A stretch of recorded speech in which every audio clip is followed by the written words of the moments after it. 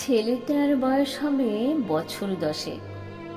পরের ঘরে মানুষ, যেমন ভাঙা বেড়ার ধারে আগাছা, মালির যত্ন নেই, আছে আলোক বাতাস বৃষ্টি, পোকামাকড় ধুলোবালি।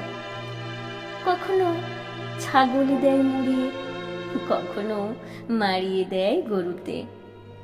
তবু মরতে চায় না, শক্ত হয়ে ওঠে। ডাঁটা হয় মোটা, পাতা হয় চিকন সবুজ। ছেলেটা কুল পাড়তে গিয়ে গাছের থেকে পড়ে হাত ভাঙে। বুনো বিস্ফল খেয়ে ওর ভিড়মি লাগে। রথ দেখতে গিয়ে কোথায় যেতে কোথায় যায়, কিছুতেই কিছু হয় না। হাত মরা হয়েও বেঁচে ওঠে, হারিয়ে গিয়ে ফিরে আসে, কাদা মেখে কাপড় ছিঁড়ে মার খায় দমাদম, গাল খায় অজস্র, ছাড়া পেলেই আবার দেয় দম। মরা নদীর বাঁকে দাম জমেছে বিস্তর, বক দাঁড়িয়ে থাকে ধারে, দাঁড় কাক বসেছে বইচি গাছের ডালে। আকাশে উড়ে বেড়ায় শঙ্খচি, বড় বড় বাঁশ পুঁতে জাল পেতেছে জেলে। বাঁশের ডগায় বসে আছে মাছরাঙা, পাতি হাঁস ডুবে ডুবে গুগলি তোলে। বেলা দুপুর, লোভ হয় জলের ঝিলিমিলি দেখে। তলায় পাতা ছড়িয়ে শ্যাওলাগুলো দুলতে থাকে, মাছগুলো খেলা করে। আরো তলায় আছে নাকি নাগকন্যা, সোনার কাকুই দিয়ে আঁচড়ায় লম্বা চুল, আঁকা বাঁকা ছায়া তার জলের ঢেউয়ে। ছেলেটার খেয়াল গেল ওইখানে ডুব দিতে।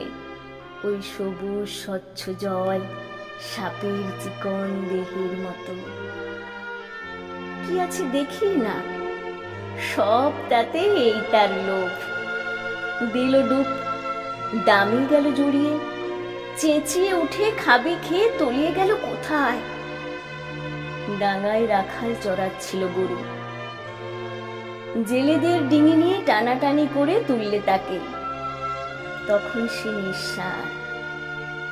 তারপরে অনেক দিন ধরে মনে পড়েছে চোখে কি করে সর্ষে ফুল দেখে, আঁধার হয়ে আসে। যে মাকে কচিবেলায় হারিয়েছে তার ছবি জাগে মনে, জ্ঞান যায় মিলে। ভারী মজা। কি করে মরে সেই মস্ত কথাটা? সাথীকে লোভ দেখিয়ে বলে, একবার দেখ না ডুবে, কোমরে দড়ি বেঁধে আবার তুলবো টেনে। ভারী ইচ্ছে করে জানতে ওর কেমন লাগে। সাথী রাজি হয় না। ও রেগে বলে, ভিতু ভিতু ভিতু কোথাকার। বকশিদের ফলের বাগান, সেখানে লুকিয়ে যায় জন্তুর মতো। মার খেয়েছে বিস্তর, জাম খেয়েছে আরো অনেক বেশি। বাড়ির লোকে বলে, লজ্জা করে না বাঁদর? কেন লজ্জা? বকশিদের খোঁড়া ছেলে তো ঠেঙিয়ে ঠেঙিয়ে ফল পাড়ে, ঝুড়ি ভরে নিয়ে যায়, গাছের ডাল যায় ভেঙে, ফল যায় দোলে। লজ্জা করে না? একদিন পাকড়াশিদের মেজ ছেলে একটা কাঁচ পরানো চোঙ নিয়ে ওকে বললে, দেখ না ভিতর বাগে। দেখলে নানা রং সাজানো, নাড়া দিলে নতুন হয়ে ওঠে। বললে, দে না ভাই আমাকে, তোকে দেব আমার ঘষা ঝিনুক, কাঁচা আম ছাড়াবি মজা করে, আর দেব আমের কুশির বাঁশি। দিল না ওকে, কাজেই চুরি করে আনতে হলো। ওর লোভ নেই, ও কিছু রাখতে চায় না, দেখতে চায় কি আছে ভিতরে। খোকন দাদা কানে মোচড় দিতে দিতে বললে, চুরি করলি কেন? লক্ষ্মী ছেলেটা জবাব করলে, ও কেন দিল না? যেন চুরির আসল দায় পাকড়াশিদের ছেলের। ভয় নেই, ঘৃণা নেই ওর দেহটাতে। কোলা ব্যাঙ তুলে ধরে খপ করে। বাগানে আছে খোঁটা পোতার এক গর্ত, তার মধ্যে সেটা পুষি। পোকামাকড় দেয় খেতে। গুবরে পোকা কাগজের বাক্স এনে রাখে, খেতে দেয় গোবরের গুটি। কেউ ফেলে দিতে গেলে অনর্থ বাঁধে। স্কুলে যায় পকেটে নিয়ে কাঠবিড়ালি। একদিন একটা হেলে সাপ রাখলে মাস্টারের ডেস্কে। ভাবলে দেখি না কি করে মাস্টার মশাই। ডেস্ক খুলেই ভদ্রলোক লাফিয়ে উঠে দিলেন দৌড়। দেখবার মতো দৌড়টা। একটা কুকুর ছিল ওর পোষা। কুলিন জাতের নয়, একেবারে বঙ্গজ। চেহারা প্রায় মনিবের মতো, ব্যবহারটাও। অন্ন জুটত না সব সময়, গতি ছিল না চুরি ছাড়া। সেই অপকর্মের মুখে তার চতুর্থ পা হয়েছিল খোঁড়া। আর সেই সঙ্গে কোনো কার্যকারণের যোগে শাসনকর্তাদের শশা ক্ষেতের বেড়া গিয়েছিল ভেঙে। মনিবের বিছানা ছাড়া কুকুরটার ঘুম হতো না রাতে।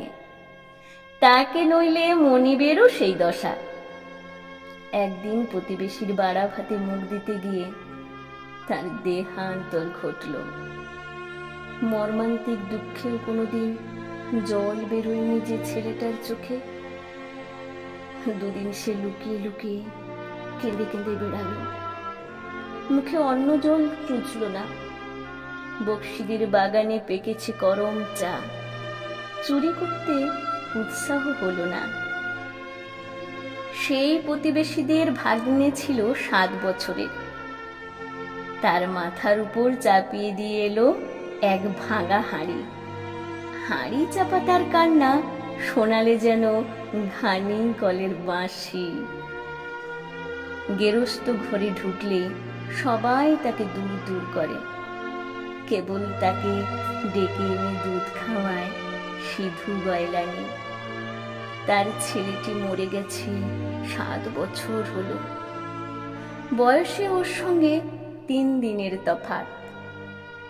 ওরই মতো কালো গোলো, নাকটা ওই রকম চ্যাপ্টা। ছেলেটার নতুন নতুন দৌরাত্মি এই গয়লানি মাসির পরে। তার বাঁধা গরুর দড়ি দেয় কেটে, তার ভাঁড় রাখে লুকিয়ে। খয়েরের রং লাগিয়ে দেয় তার কাপড়ে। দেখি না কি হয়। তারই বিবিধ রকম পরীক্ষা। তার উপদ্রবে গয়লানি স্নেহ ওঠে ঢেউ খেলিয়ে।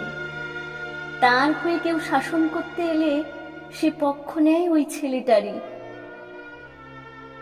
অম্বিকে মাস্টার আমার কাছে দুঃখ করে গেল।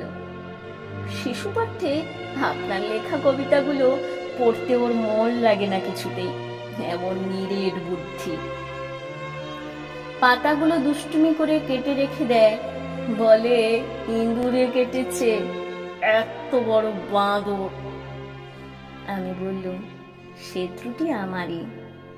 থাকতো ওর নিজের জগতের কবি, তাহলে গুবরে পোকা এত কষ্ট হতো তার ছন্দে, ও ছাড়তে পারত না।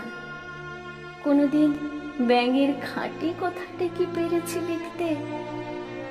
আর সেই নেড়া কুকুরের ট্র্যাজেডি